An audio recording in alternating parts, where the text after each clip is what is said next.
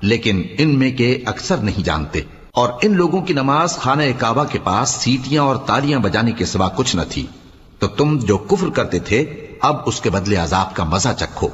جو لوگ کافر ہیں اپنا مال خرچ کرتے ہیں کہ لوگوں کو اللہ کے راستے سے روکیں، سو ابھی اور خرچ کریں گے، مگر آخر وہ خرچ کرنا ان کے لیے موجب افسوس ہوگا اور وہ مغلوب ہو جائیں گے، اور کافر لوگ دوزخ کی طرف ہانکے جائیں گے تاکہ اللہ پاک سے ناپاک کو الگ کر دے اور ناپاک کو ایک دوسرے پر رکھ کر ایک ڈھیر بنا دے، پھر اس کو دوزخ میں ڈال دے۔